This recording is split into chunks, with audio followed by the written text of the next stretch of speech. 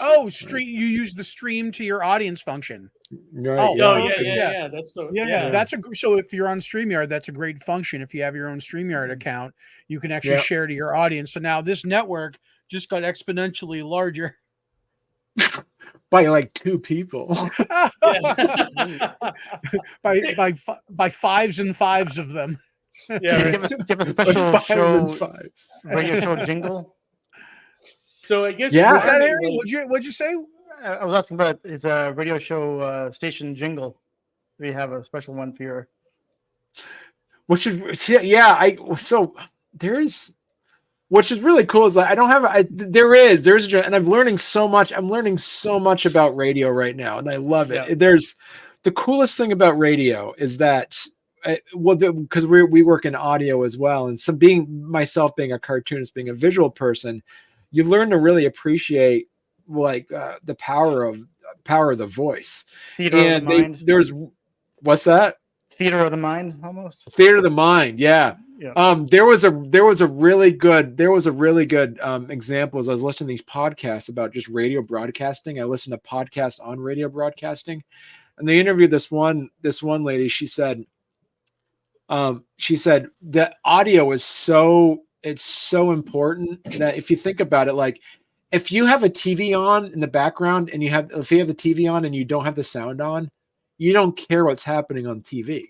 But say you have the TV on and you're in the other room and you hear something happening on the TV, you're going to run in the other room and see what's going on. Mm-hmm.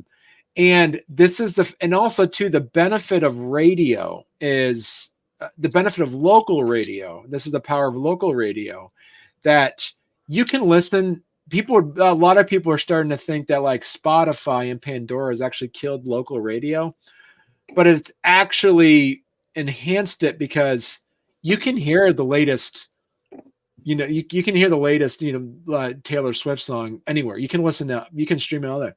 People end up listening to local radio because they want to hear local personalities and they want to hear what's happening in their own. It creates a community. And that's what we do with like indie comics as well. Indie comic podcasts and all this stuff is that community is based off of similar interests, not based off of geographic similarities. It's based off of interest similarities. That's why you see a lot of podcasts that are specific to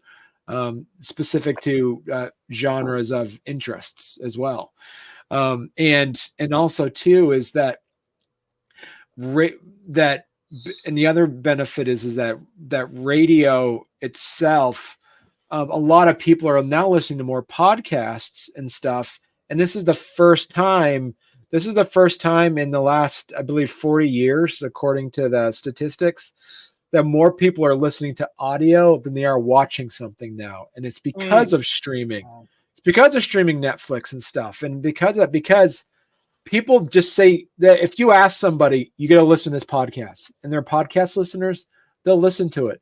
But if you tell someone, oh, you got to watch the show, be like, where am I going to have time to watch the show? Like, I just don't have time.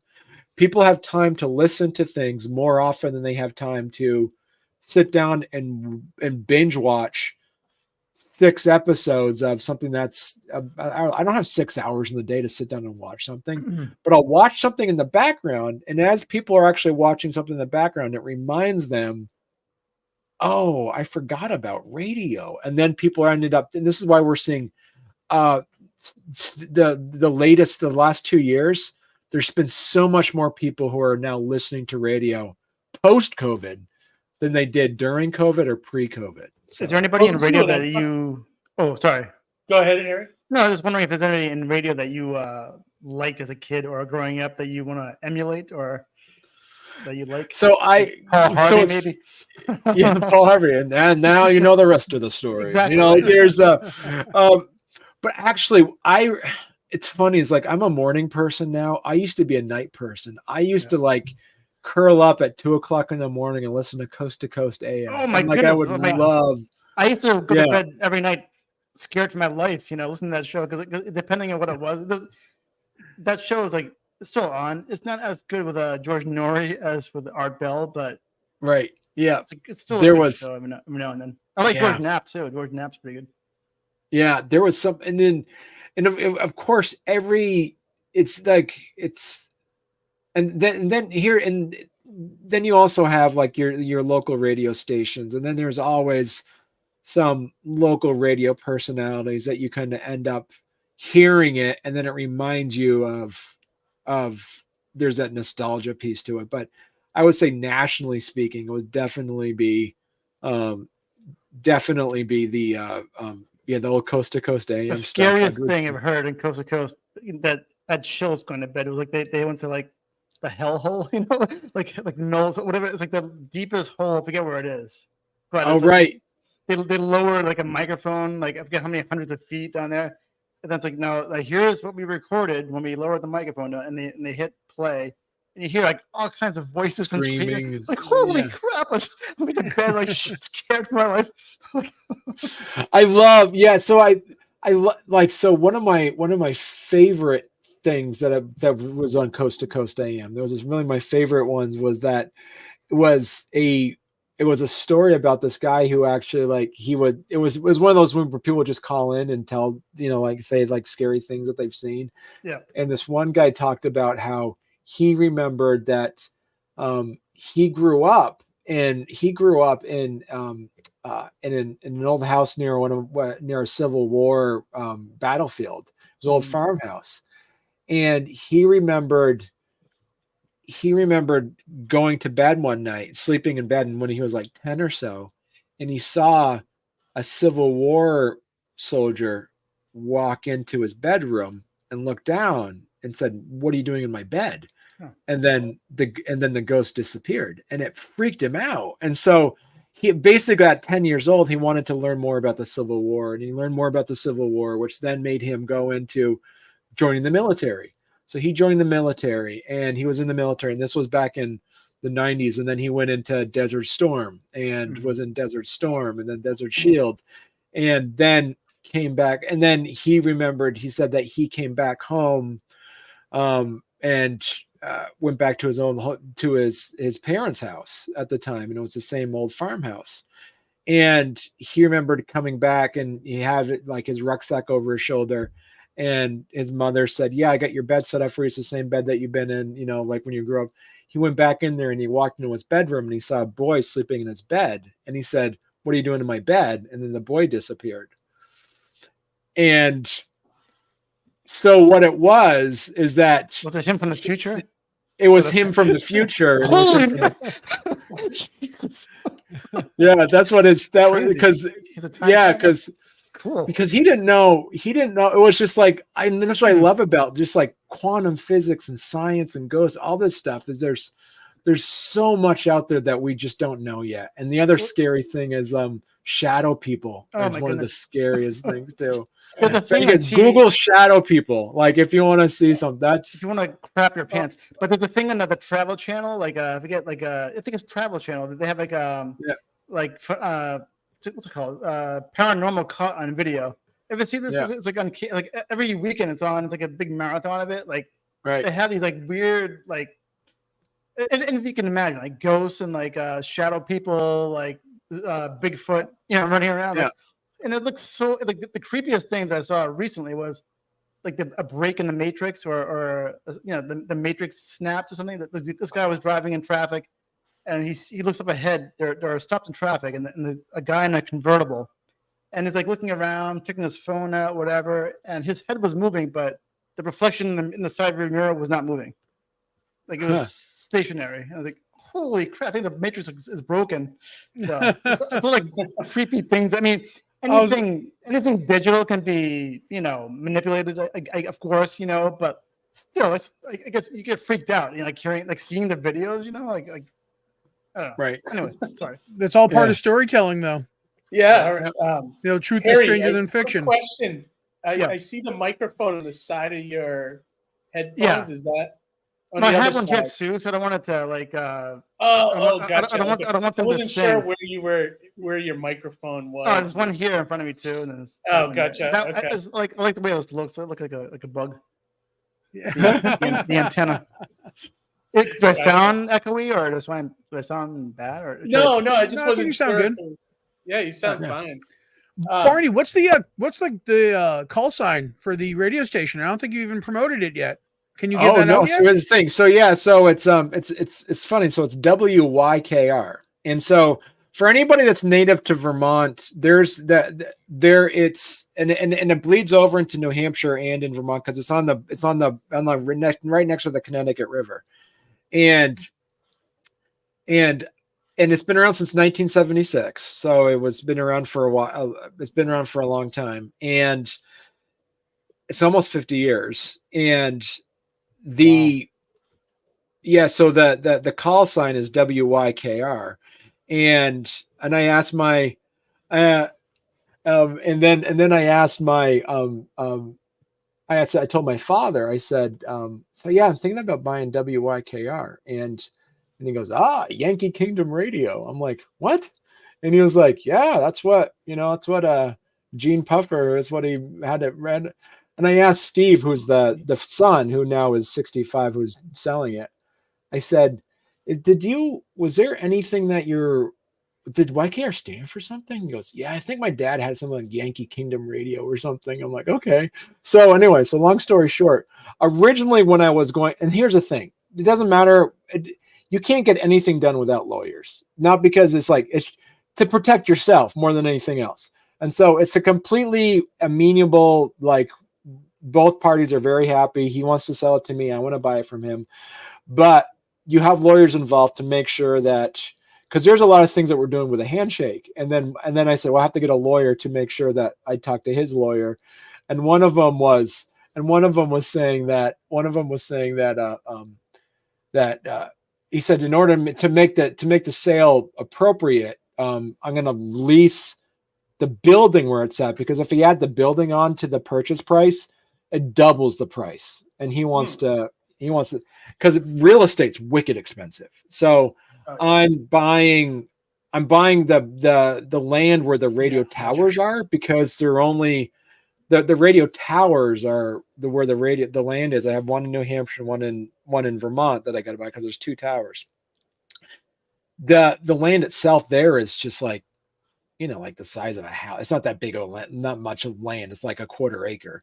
So those are really the land, and it's not viable to build houses. So the land itself is super cheap, but the land where the radio station is a building. And as you all know, here in New England, real estate is way expensive. So I'm leasing it from him. I'm leasing the property from him. I'm buying the property. I'm buying the radio station, but leasing the actual property. So initially, what I want to do, because the family is the name of the company is Puffer Broadcasting, his dad created it, and it's a very well loved family. And so I said, listen, I want to, buy. We're looking at buying it. So I said, buying the radio station. So initially, before I got a lawyer involved, I said, listen, I want to buy. Buy it. He's like, yeah, of course. So I said, buy everything. And then the FCC, the FCC lawyer, the lawyer that we're working with us with the FCC said, do not buy his company. I'm like, what are you talking about? Do not buy Puffer Broadcasting. I'm like, why? He's like, somebody could come knock on your door 2 years from now and said, Puffer Broadcasting did me wrong 25 years ago, and I'm taking you to court. So buy the assets of the company. Do not buy the company. So gotcha. I'm buying the assets. So that's the one thing to always remember is like, do not, if you're buying somebody's company or buying, like if someone's like handing, like, don't buy the company, buy the assets and like the principles and buy like the everything about the company, but don't actually buy a company name. Like don't buy because you don't know what history or baggage comes with that whatsoever. Right. So in order to assets. Oh, sorry. Right. Yeah. Just purchase the assets and all that. So what I did in order to honor the history of the family, my S Corp that I mentioned before is actually called Yankee Kingdom Media Corporation. So I'm honoring the name of what YKR stands for by doing that. So yeah. Elizabeth is asking if you're hiring. Oh yeah, I probably eventually, but yeah, I gotta, Now, the previous owner is retiring, right? It's not, this place isn't haunted or anything. You've had it checked out? Oh, you yeah. have- So yeah, it's totally haunted. No, I'm kidding. I'm kidding. I was just trying to play it's, off the coast to yeah. coast topic. But he's staying on for at least a year because he knows all about the terrestrial radio stuff. So I mean, there's four aspects. There's four aspects of radio. Really, is one is the actual programming of it and running it, and so that's important. The other piece is the advertising, because you have to sell advertising. You're actually selling. Right. That's air. how you stay on the air and everything. Right. Bills. There's the other is the engineering piece of like, why isn't, it's because he has, there's two radio places that there's two recording studios inside the radio station, and knowing how to make sure you're always on the air and all that kind of stuff. And then there's also just the running of a business aspect, which I know because I've been doing that for 10 years, being an executive director of my own nonprofit. I know how all that piece works. So the business side, I understand, but the marketing piece, because I never sold anything. I've never been in sales before. So in preparation of my time here, I looked around my house. And I looked for things that I feel comfortable selling, things that I really like. So, there's Dollar Shave Club. I'm like, I love that stuff. And there's no, you can't do that. I looked around my house. And so I actually have a set of gutters called Leaf Guard that I actually have on my house. And I love Leaf Guard. I love this. I love that stuff. I actually called them out of the blue back in like June. I was like, are you guys looking to hire people to sell Leaf Guard? And you're like, yeah, we actually do have an opening. I'm like, I'm a customer. I could sell that for you. So the last several months I've been actually like selling Leaf Guard on the side just to learn how to actually sell. Oh, that's cool, and man. It's really fun because I'm like the highest seller now. Like I'm like the one that the big, like the highest number. Like you're like Daniel Day-Lewis cobbling shoes to like prepare for a role. I love that. You're like method acting your way through radio station ownership. I love it.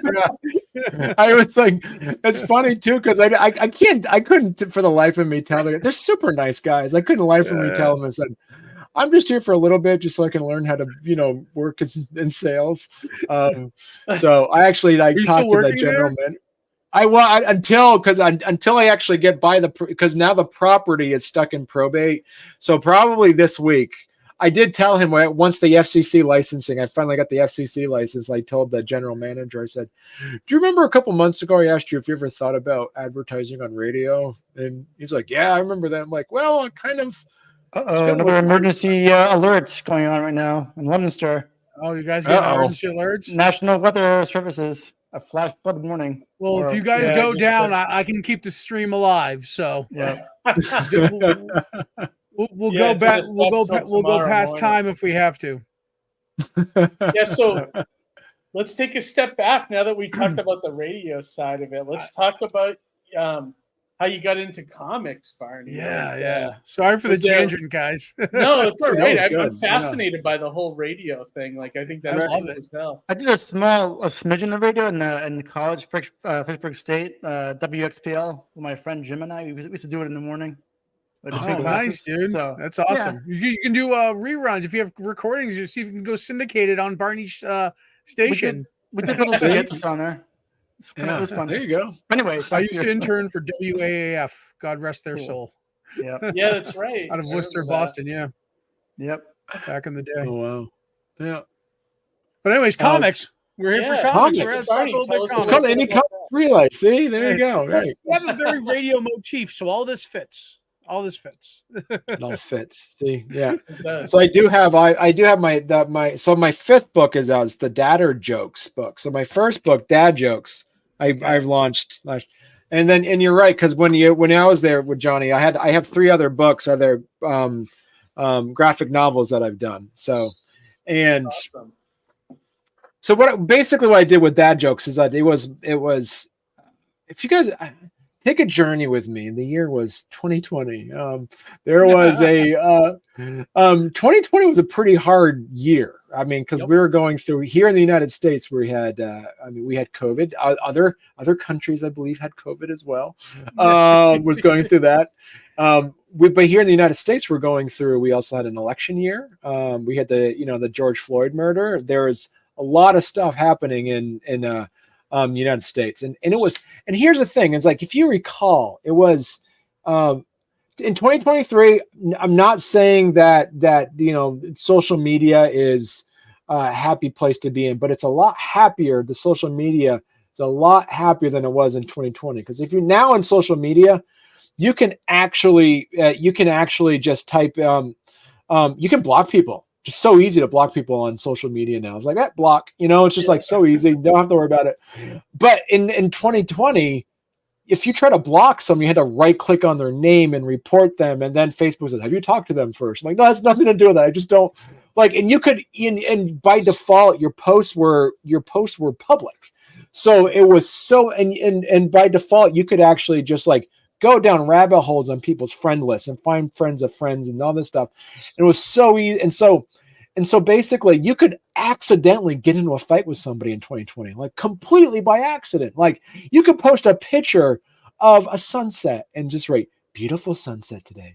And then someone then would see that because it'd be defaulted to a public setting and say, beautiful sunsets are caused by pollution. If you love beautiful sunsets, you love pollution. I'm like, no, that's not what I said. Not at all. Like, we're just so easy to just accidentally get in fights with people. Like, no, you could actually, it's just like, we just got a beautiful puppy. Puppies are from puppy mills. You should not always buy animals from animal shelters. Like people are just like getting fights with you over random stuff. Like that's not what I meant. So it's extreme crusaders. Gaslighting. Yes. Yeah. Yes. I mean, it was so easy back in 2020. You could just accidentally get into a fight with someone you didn't even mean to. But now in 2023, it's so much easier. It's so hard.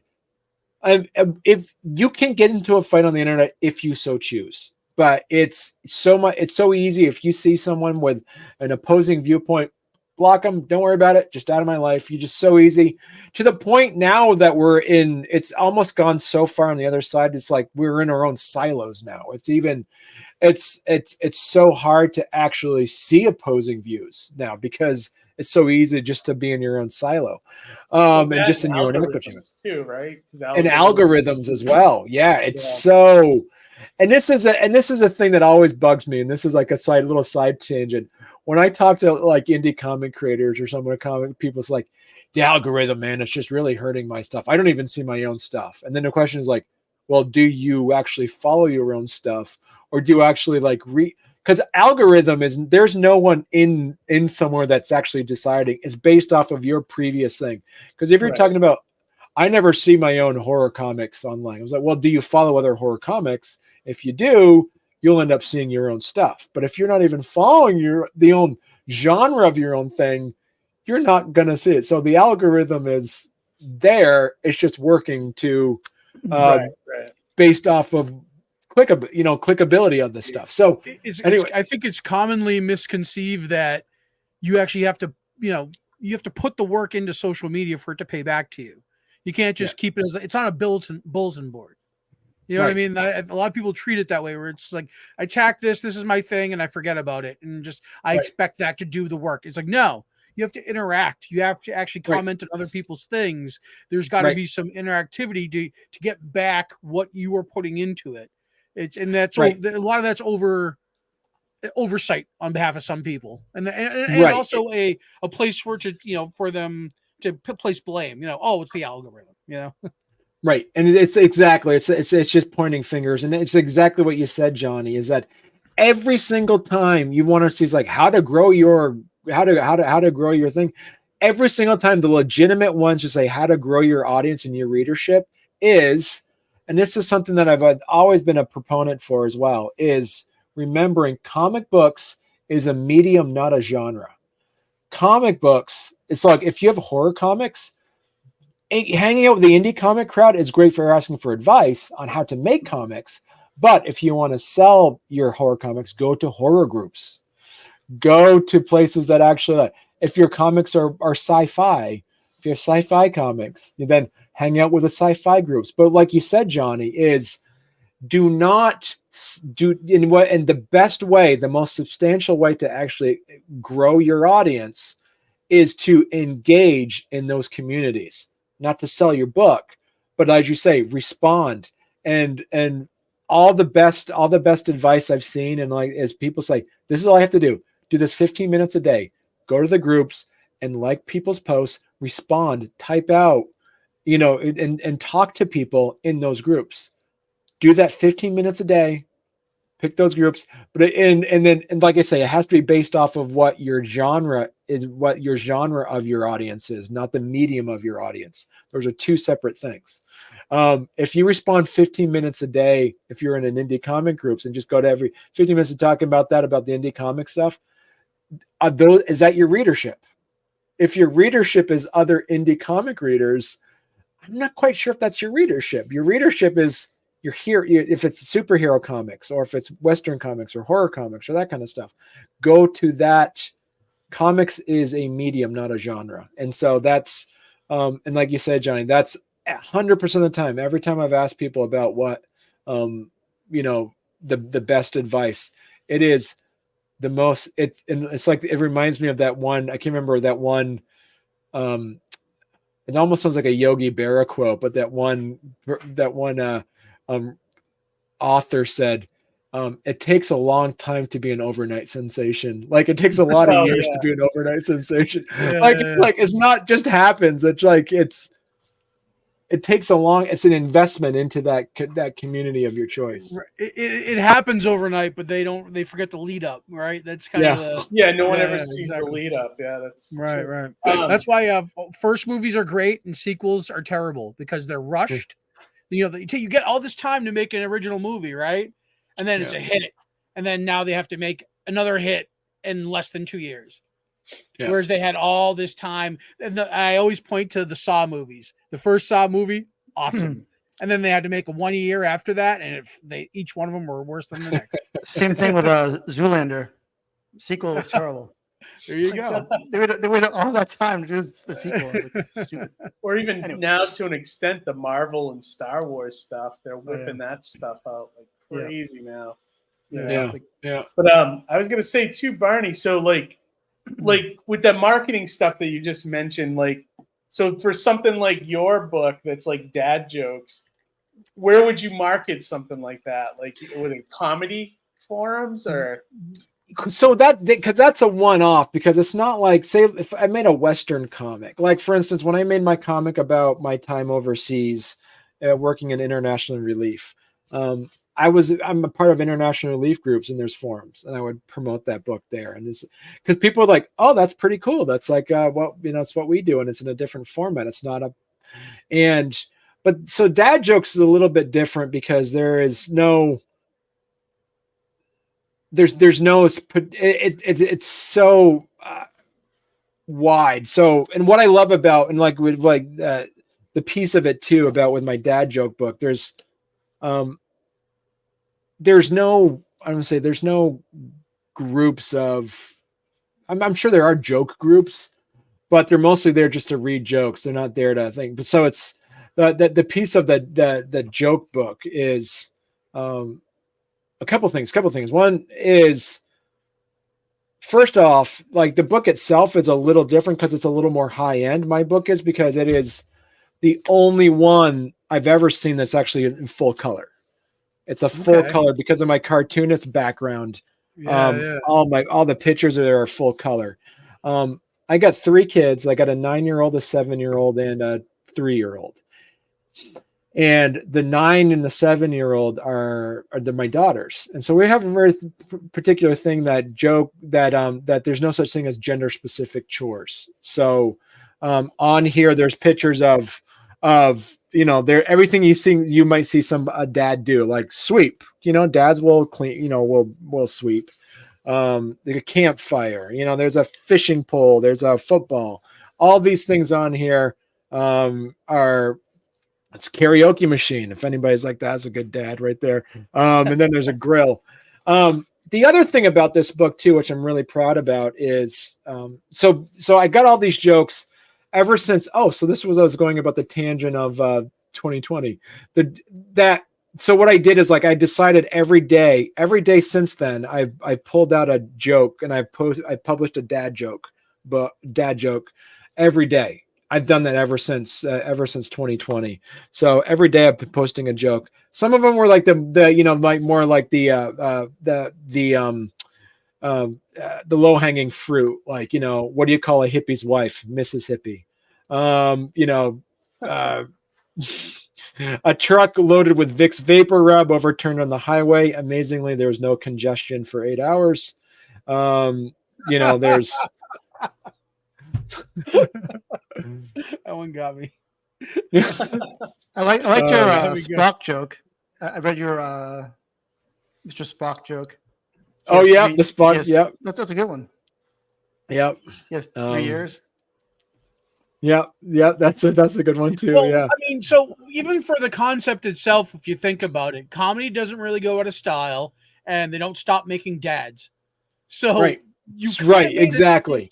You kind of made a timeless book there, Barney. Like, that's pretty good. Right. That can be marketed for now in perpetuity. You know, like your kids, so if they wanted to, could take that book and resell it or find a publisher or do whatever. You know, that's something that you made that will stand the test of time. I have a question. Right. How many dad jokes can you tell without being in fear of your life? Like, you know, like I can make them all the time myself. You know, like I think I've been telling dad jokes since I was 16 years old. But you know, you tell one or two, and then like, really, Harry, like, you know, shut up. Well, and then when I was also, yeah, I mean, I would also say too is like one of the things that I liked about this one too, Harry, as well, is that invariably speaking, every time you buy a joke book, yeah, I would say there's a lot of time. I've yet to find a joke book where I would buy a joke book, and even kids books at that point too is like they would end up having someone there like a joke book that would maybe have some misogyny to it, might have some racism to it, might actually like would disenfranchise a culture of people, or make fun of somebody's intellectual capacity. Yeah. So there's that. I firmly believe that jokes should be universal, and jokes should not be a bully tactic. Should not be used to bully other people. No, I actually, yeah. I actually, on that same note, I've actually used jokes, not particularly dad jokes, but jokes to reverse bullying. Like I remember when I was in high school, you know, I've seen kids get picked on by bullies, and and that particular kid may not have been prepared to deal with that kind of treatment, you know. So to get the attention of him or her or whatever, I would make some kind of dumb joke, or I would fall on purpose, you know, like, oh, look at this, you know, idiot or whatever. And then everybody would be laughing at me, but meanwhile, I wanted that, you know, I wanted the attention of that kid and onto me, you know. So like, and then that kid may have laughed at me also. The kid that was being picked on, but just the point is, in that moment, I helped him or her, you know, like I felt that's some Spider-Man shit right there, Harry. That's some like throwing yourself on the sword selflessly, Spider-Man type shit, dude. That's awesome. Care. I mean, if I don't know somebody that well, I'll make a fool myself any chance I can get. I don't care. I make a fool myself every Monday night on YouTube. Well, it's fun. Well, I remember one time there was a girl. There was a girl that I had a crush on, but 2 jobs ago, and we went on a boat cruise in Boston. We're like circling the harbor, and I had my best friend with me, and this girl. I'm like, how do I get her to like notice me? You know, so I don't care in what capacity. So I'm like, you know what? I'll just go into like a dance floor in the middle of this boat. Everybody was drinking and whatever. So I went to the bathroom. Not that I had to go, but I went to the bathroom and I purposely stuck a 20-foot long piece of toilet paper in my shoe. And I'm like, I'll just walk across the dance floor. Yeah? And I knew that was like the most congested area, you know, and everybody would see me there. So I'm like walking, and my friend Lucy was like, "Oh my god, like doing this, like dying laughing, and the girl was trying to get attention. She was like laughing to herself too. One of my bosses was like, "Harry, your shoe." I'm like what? Pretending they didn't know. I was like oblivious to it, but meanwhile, all of that was done on purpose. You know what I mean? They usually when TP is stuck to your shoe, it's like underneath and it's wet. You can tell. You can see my shoe that they stuck into my shoe. You know, like how do you not know? That's great. You're a comedic genius, bring up Harry. Yeah. You're a comedic genius. Yeah. The point is, I don't care. I'll never see those people again ever. You know, so I don't care. I'll laugh at me. You know? I love it. Life is too serious to be serious all the time. I call her my ex-girlfriend because she is, but she said to me, "Harry, why aren't you ever serious?" And I'm like, you know what? I'm serious about not being serious. So if you think about it, I'm always serious. Life is short. We have to laugh, you know, once in a while. Especially after the last 4 years or longer. Who knows? Right. And today, it's the floods. Yeah. It was. So one of the things too about the book too is that I'm able to, about 5% of the jokes in the book are ones I actually invented. It doesn't mean, I mean, it's not that hard to put a play on words together. Like, but there's this one that was really cool. I actually seen one of these jokes that I actually sent out. I've actually seen in the wild a couple times, which is really fun to see a joke you've actually wrote out in the wild. And it was pre 2020, and I was dropping off my kiddo at school. And you guys know, like, Vermont is rural enough where you can see deer, but seeing a deer is not common enough, but you'd kind of mention it, like if you did see it. So yeah, I shared a Molson with a moose when I was up there. Yeah, see, I had. I didn't mean to interrupt you, Barney. So I had my I was dropping off my kiddo at school, and we saw a deer kind of jump over the snowbank and hop across the road. And I came home and I told my wife, I said, "Oh, you know what? I saw a deer on the way to school today." And then she looked at me and she goes, "How do you know it was going to school?" And I said, "That was really funny." I actually tweaked it and put it out there as one of my jokes of the day. And I've seen that in the wild a couple times. So some of these jokes were social media posts, I assume, beforehand, maybe? They're all my Facebook posts. Every day I post I post a dad joke on Facebook. Do you have a favorite dad joke that means something special to you, or? Say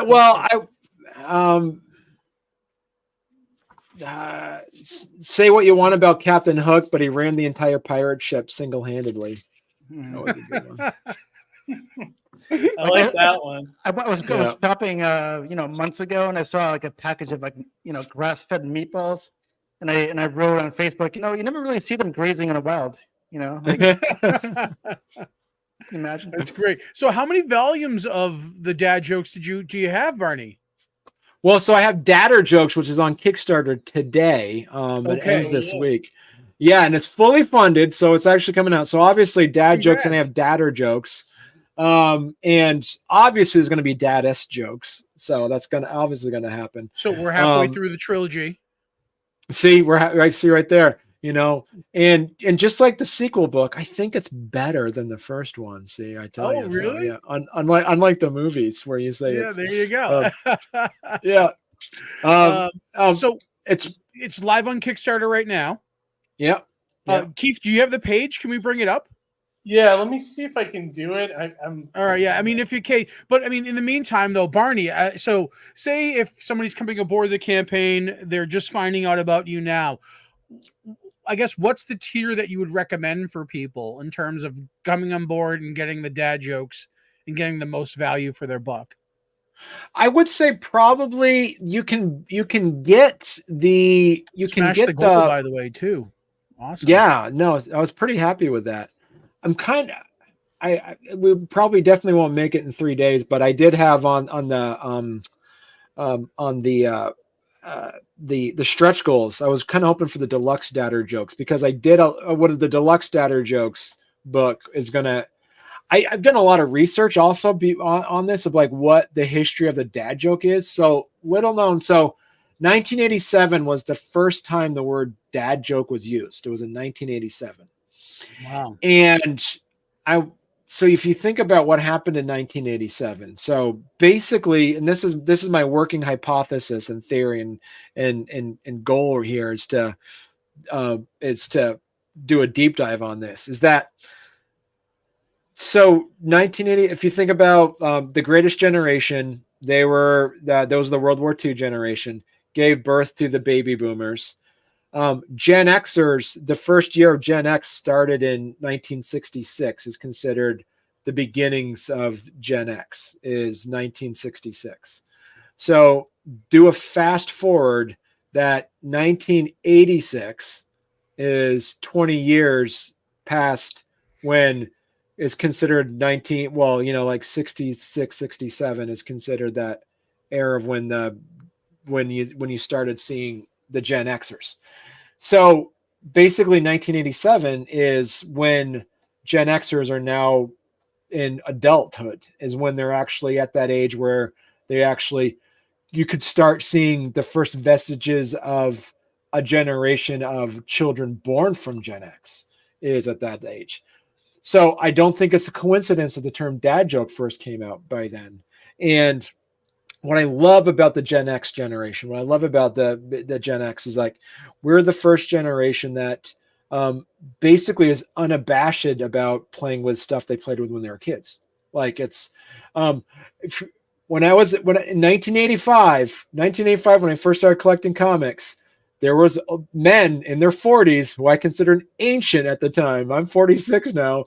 Like ancient men in their 40s would go to a comic book shop and buy comic books, and they would put them in a brown paper bag, leaving a comic book shop, because there's almost this fear of like, I don't want anyone to see me buying comic books. Like comic books were sold and they were given to you in a brown paper bag in the 80s. You go to a comic book shop. So there was something about this idea of like, I don't really want to know that I collect comics, but now it's like, there's this idea where like you're at this age where Gen Xers is like, we're unabashed about collecting comics. We're fine about playing video games. We're good about everything, cartoons even. Like we'll just do anything at that age because we don't care. It's completely fine. We don't matter about it. And so this idea of how this was all launched. Thanks, Elizabeth. See you, Elizabeth. Have a good night. Is so one of the aspects of what it is like for that dad joke is that now there's this idea of that dads tell dad jokes. There's a sense of that we have this unabashed fear of this unabashed of no fear of embarrassing yourselves and being embarrassing. And also you think about 1987, what happened was that was when pop culture started to change. Early 80s, you had your dads in movies and your dads in TV shows were always serious. You think about Family Ties. You think about you think about Growing Pains. You think about any of those shows from the 80s and on to the 70s and the 60s. The father figure was the wise and also the disciplinarian. He never was able to be funny. Funny things could happen to them, but he could never actually be funny himself. But it wasn't, if you think about 1987, you still had Full House. Full House had three guys on there. Danny Tanner was not the funny guy. Funny things happened to him. He liked being clean. He had quirks. He was the straight man.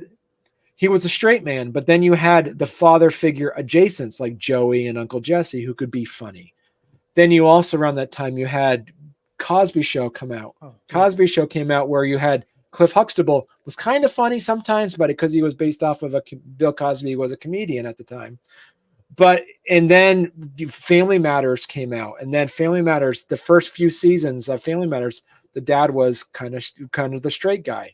It wasn't until that we started seeing things start to change a bit. It wasn't until you had, the Home Improvement come out, where all of a sudden the dad was just complete all goofy. Dad was funny. Dad was able to be funny for the sake of being funny. That's when you started seeing full on, when you started seeing dad jokes. what happened was dad jokes is a vestige of the idea. Someone brought the Danny. So yeah, Danny Thomas was an anomaly at the time as well. But he had goofy things and funny things happen to him. The same thing when you think at the Dick Van Dyke Show. Like funny things could happen to them, but and that's you see that the foil exactly. So right, and so what happened was like the full-on idea of the concept of the dad joke is a vestige of that wisdom pieces, because the idea of a dad joke is that you're witty, you're responsive to things. So there is this idea that the dad joke is able to do that, and the idea that all of a sudden you allow the dad to be funny opened up an entire new generation of the idea of like crashing home what a patriarchal position of what a father needs to be in a family makeup. Now that you're able to have a dad to make dad jokes, it allows the mother to be the breadwinner. It allows family dynamics to change it significantly. And a lot of it, this is where it comes down to, and I really believe, this is my theory, my working theory, is that if you look at the trunk of where we are with pop culture, the effect of movies, our comic book movies are out, and all this kind of stuff happens. Video games are all over the place. The fact is that it all comes down to, that's right, Patrick. Yeah, Homer Simpson. 100%. And if you think about it, Homer Simpson was always serious when in the first few seasons. The first season, yeah. The first few seasons, it wasn't until this idea of the dad joke and the idea of the dad being able to be goofy really happened. If you think about it, in the early 90s is when that really everything kind of exploded in that sense. So the whole idea of kids, Rick Moranis becoming a dad character, and he was very much, he played it serious, but it was very goofy and jokey and things of that nature. Right. Yeah. I mean, you even think about like even the movies in the early 80s, the father figure just had no personality. And if you even think about it, it's like funny things would happen to a dad, but the dad was never funny and made his kids laugh. Sometimes it wasn't until dancing in towns. Yeah. So my working theory is that we owe everything to where we are today based off of the dad joke, because the dad joke was really the ones that actually like started the idea of breaking open the cultural expectations of what the personalities of families need to be. And because of that, we're able to be a lot more, a lot more generous and out front with the idea of playing video games when you're in your 40s, going to like having the superhero stuff, because we crushed the concept of that. And also too, the dad joke is basically what Gen Xers have given society, because that whole concept of the dad joke is what we as Gen Xers have given society, is the dad joke. So yeah. It's almost like being a dad gives you license and credence to tell bad jokes, and even if it is a bad joke, it could land because you're a dad. It's yeah. And it's like what you're saying earlier, Harry, too. The benefit of the dad joke is what does this teach your kids? Because first of all, the term dad joke insinuates there's children involved. Well, I was going to ask what actually. Do you impart that to your kids, onto your kids, like how to like be funny, or how humor is important, and it's like it's healthy, it's good to laugh at yourself. Exactly, and that's the piece of it, is that it teaches your child it's okay to be embarrassed. It teaches it teaches your child it teaches your the humility. It gives some wisdom. It gives quips. Like my father was he was funny in his own right, but what he taught us and my other brothers is to think quickly, to think on your feet, because my father was really witty. Like he would always come back with like a silly barb on something. Like he would just come back and then you'd always have to make sure, like every time that you wanted to discuss something, or we're at the dinner table, we always try to one up our dad with comebacks and stuff like that. And so Barney, can I interrupt real quick? And this is just me kind of giving a little psychological exploration here. Your father, who's very witty. What's that? After you have one too. Good. All right. Word. your father, was he into the Three Stooges at all? No, he was such. wasn't? It was because he was that baby boomer generation, and like he was still feeling like he still had to be a dad a bit. So he was still in that. So he wasn't goofy, but he used his wit as observational wit on certain things. Like he would, much like a Groucho Marx would with something like that. So because I can see where some generations, like the Stooges, have some really clever banter when it comes to back and forth and quick-witted stuff like that. So, and I could see that imparted in some generations ahead of me. So, like I have a boss at work who quotes the Stooges all the time, like all the time. And you could see where he was influenced by his father, and that was passed down, and that's where they got their sense of comedic humor from. You know what I mean? Right. And like, it's for those that, Vermont has a dry humor to it. There's a very famous joke that goes around in Vermont that it's about the Texas rancher visits Vermont. And this Texas rancher sees this old Vermont farmer just kind of like sitting near his like fence. And this Texas rancher pulls up and goes, "Oh, is this your Hey, is this your farm?" And the Vermont farmer's like, "Yeah, it's my farm right here. Yep." He's like, "How big is your farm?" He's like, "Well, all the way down there to that maple tree, that old rock maple. That's my property line." And the Texas rancher kind of grins and says, "Well, let me tell you, I can get in my pickup truck and I can drive 8 hours before I hit the end of my property line." The Vermont farmer goes, "Yep. Had a truck like that once too."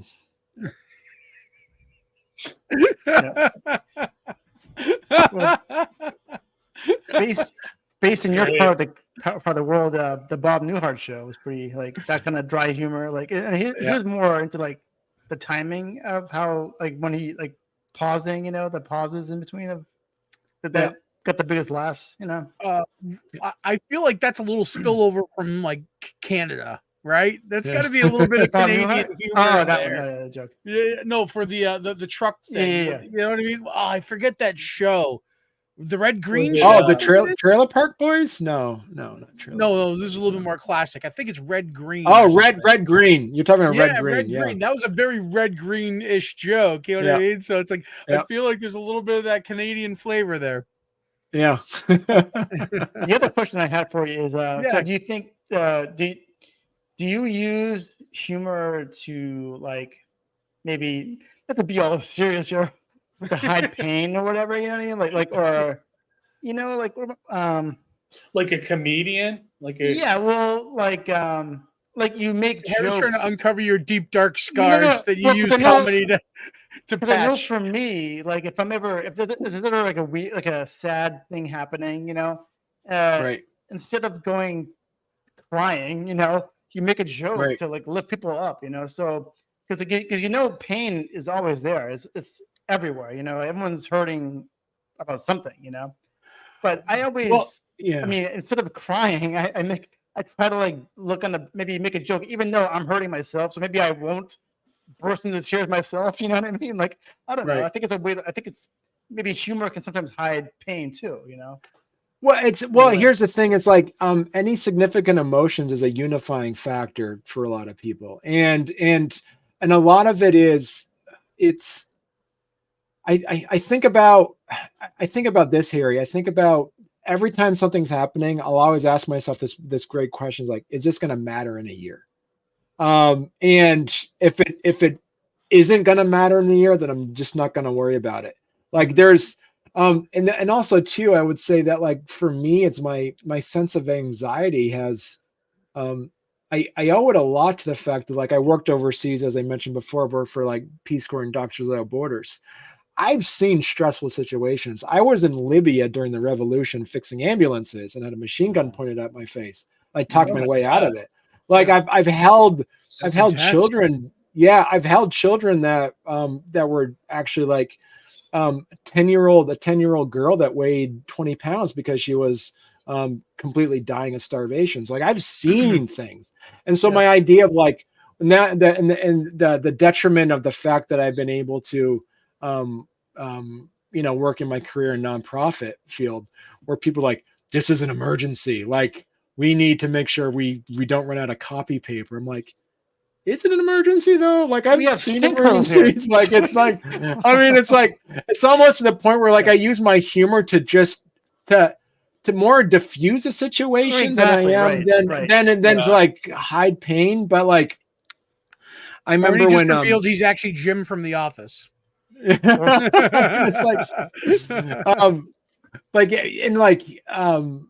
yeah, I mean, it's just like I think about too is like my my little brother back in 2016, he died in a snowmobile accident. Oh my god! Oh, And that's okay. I mean, you guys didn't do it.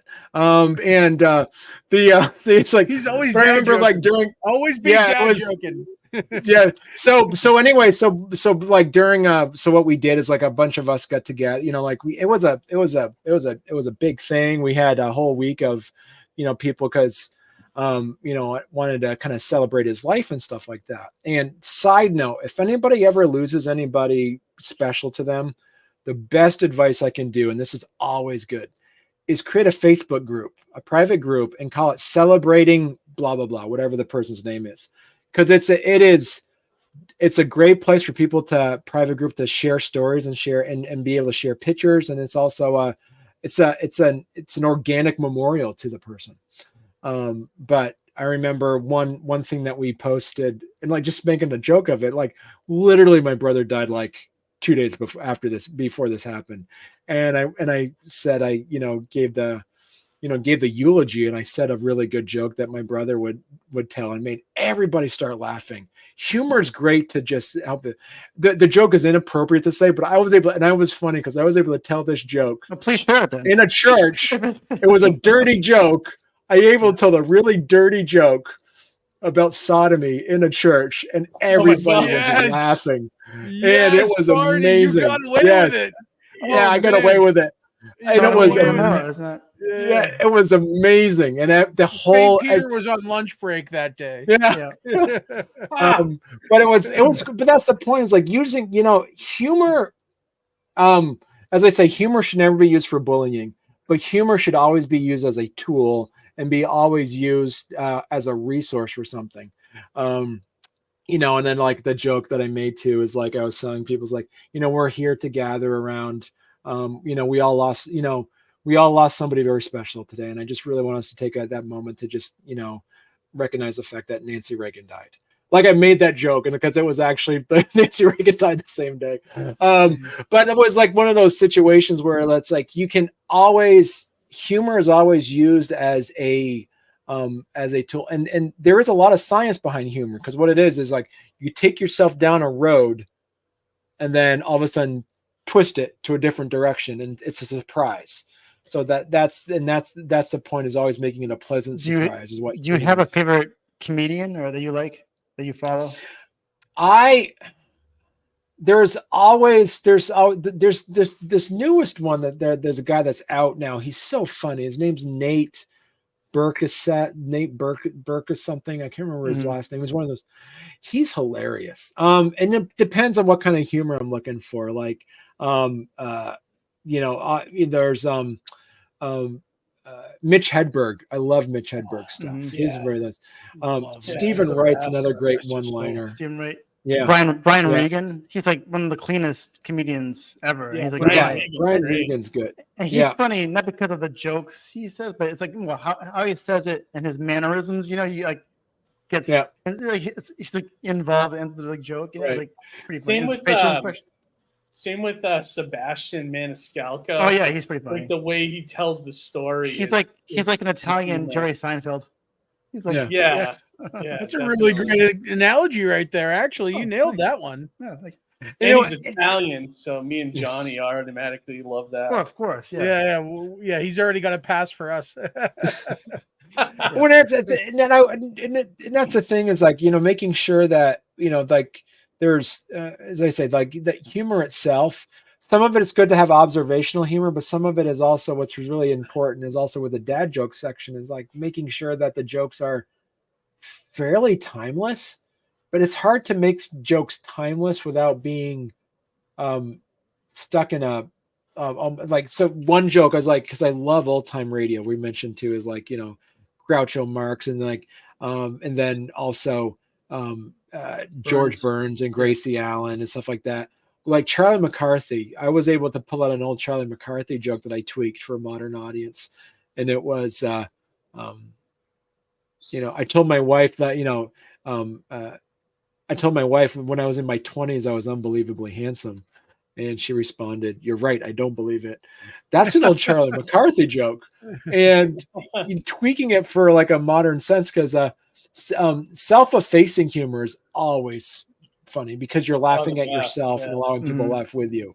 It's funny too because that type of humor, it's like it out of context, it might not land, but when you see it performed in context, it can be hilarious. There's one I think back to where it's Groucho when he's at a party and he takes a cigar and I can't remember what was said prior, but he goes, "Do you mind if I don't smoke?"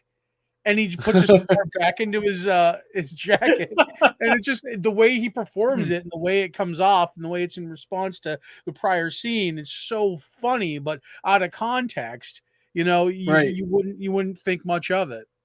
Another Dean Martin character. Sorry, I'm sorry. Right, I'll go ahead. He like the Dean Martin roast, period. Like he said a few colorful things too. Like these girls are trying to break it down my door, but I won't let them out. Like things like that. Well, it's also, I think it's also funny because, and I don't know if you find yourself maybe crusading against this, so to speak, is that like, there was a part of like, there's a part of humor. I think it started maybe somewhere in the 80s and it rolled over to the mid 2000s where humor was like dark and like you said, mean spirited, like the reign of shock jock radio, to say the least, I think is where it was like completely unchecked and people were just taking humor out of other people's pain and whatever, and you know what I mean. So I feel like it's almost like this is after that era of humor died. It's like this is what's left. It's been filtered out, and this is the pure good stuff right here, if that makes sense. Yeah, like there's a difference between dark humor and mean humor. Like there's like, it's like dark humor is like Weekend at Bernie's. Like they're literally having a dead body and they're walking around. Like, I mean, like really lovable kind of situation. Yeah, it's jovial. Like dark humor that's played like something that plays with death, for instance. Like another good example of a dark humor that's actually really good is A Fish Called Wanda. That's technically So some of those movies that like focus around Beetlejuice. Beetlejuice is that's. But there's different tone, genres, right? There's tone there, right? You look at something like Andrew Dice Clay, where you could appreciate Andrew Dice Clay, but a lot of his comedy was very like a little bit mean spirited. Have you ever seen him in concert? Ever? What's that? Johnny, have you ever seen him in concert? I went to one. I've seen like live specials. I haven't seen him live. Like I went to one. I think he was opening for somebody once, and his whole entire act was he picked out some woman in the front row and never got off her. Like completely, and that was the entire act, the whole night. Like, I mean, that's not funny. Move on, it wasn't funny after a while. But I feel like we're coming out of that, like, and it's real nice to see you kind of, crusading through that, Barney. Yeah, there's so much. And as I was saying at the top of the show, is like there's so much good, genuine humor out there that brings people together. That it's the same reason why just to celebrate, old timey jokes. You're like a historian. Old timey jokes. You're like a historian of comedy. You should keep it like jokes, those kind of jokes alive. Your books do that, and maybe your your radio station now can be a segment of classic comedy routines or whatever. Yeah, definitely. So I'm going to start wrapping it up. We've been going almost an hour and 40 minutes. Time flies when you're having fun. Yeah, I know. Well, it's been good. Like, I like when the show flies by. I'm gonna share the Kickstarter link in the comments here for everybody. People have 3 days left to back, right? To back. Yeah. And you can also get all your other books on the campaign as well, right, Barney? Yeah, it's a fire sale on this. If you guys are interested, I have my three other books. That's 640 pages. You can get for $15. So that's probably the best deal on the internet. 640 pages. Yeah. Nice. Or you can get the PDF of all 5 of them for all 3 of these for I think $5, like the PDF versions of it. So yeah, you can. So sweet. I always like to encourage other creators to back the PDF. Yeah. I was gonna say I like to always encourage other creators to back the PDF, because then at that point what you're doing is you're taking the load off of the creator to have to actually ship and mail it out, and you're just buying the content and you're supporting. So, I'd say buy Barney's full catalog in PDF. You'll get all of his work. You get to review all of it. And, you're saving him he's got a radio station to set up. So save him from having to ship out books, buy all the PDFs from him. Yeah, that's awesome. And, so Johnny, do you have anything you want to shout out tonight before we start to kind of wrap up? Yeah. So, like I said earlier, I'm going to be in Mid-Hudson Comic-Con. That's in Poughkeepsie, New York. That's coming up this weekend. If you're from Poughkeepsie, there will be smiles all around, Nice. whether it's before or after the con. And that's an inside reference for people from Poughkeepsie, so you'll know if you know. And then after that, I've got 2 more shows left this year. One more, which is New York Comic-Con. So like I said before, I got linked into New York, and I'd like to announce that our good friend George Medina is going to be splitting with me. So it'll be me and George at booth 2040 in small press at New York Comic-Con. Swing on by, come pick up Wonder Duck, come pick up Surrounded by Death or Satana or Cthulhu is Hard to Spell, and we hope to see you on the con floor. And then last but not least, I'm going to close out my year with Saratoga in November. Awesome. I'll be at Start on Sunday if the roads open up around. Yeah. You're gonna rowboat over there, Keith? Don't get a hurricane washout this weekend, So we'll see how that goes. But what I was gonna say too, like Amy's gonna try to finish up. She's making a Wonder Duck puppet for George. Oh, that's cool. Oh, awesome! So he'll probably have it for New York. Try to finish it up, so he'll have it for New York. But I don't. Awesome. So really cool. And also, I just wanted to say thank you to Barney for taking the time out of your day to come on the show and to share all your cool stuff with us, man. The radio station and the comics. It's fantastic. I love to see everything you're doing.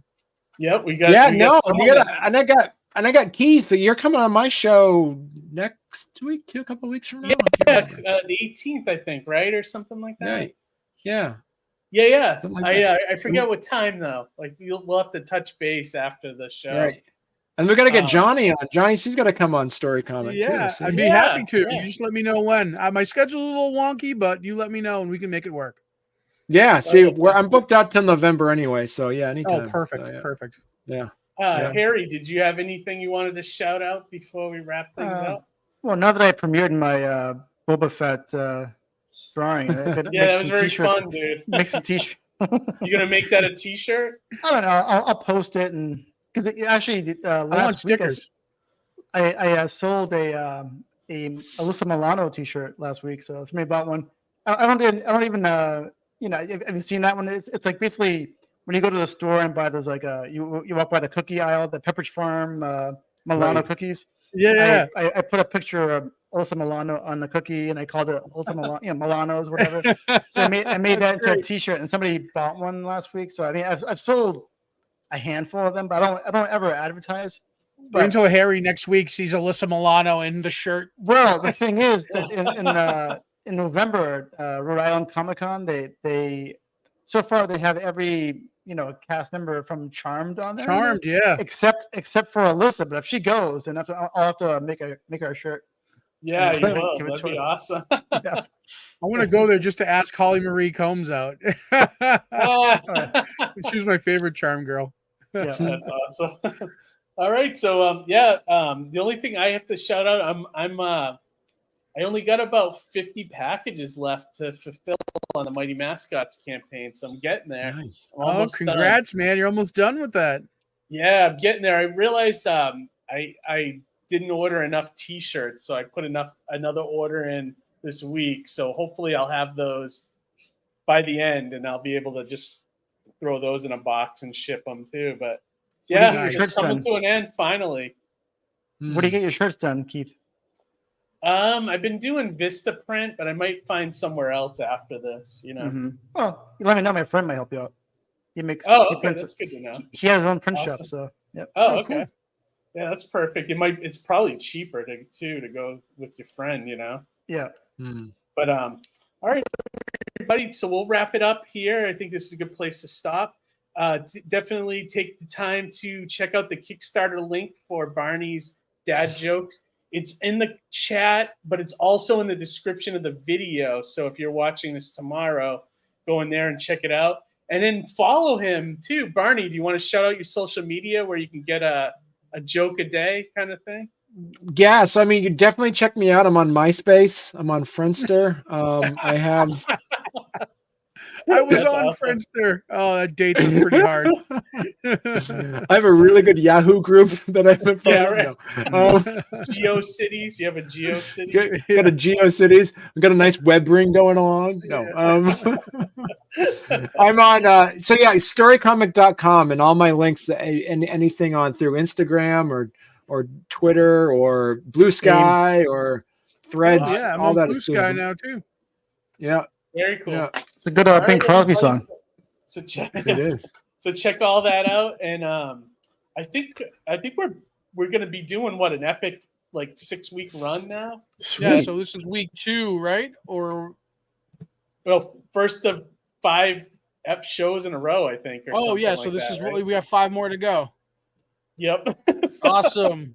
We're here for it. Next week I should be back in my normal studio and not discombobulated. So well, hopefully it dries out. Yeah, it should be by then. Hopefully, yeah. It doesn't short shirt. You just can't take Keith out of the element. Yeah, right. All right, so I'm gonna wrap it up, everybody. Thanks for watching. As always, subscribe, share the video, share the channel. We're growing. We just hit 850 subs, so we're on our way to 1K. We're almost there. We're almost there. It's getting there. So, but all right, everybody, have a great week, and we'll talk to you later. And most importantly, read some comics. Good night, everybody. Adios. Be kind to one another.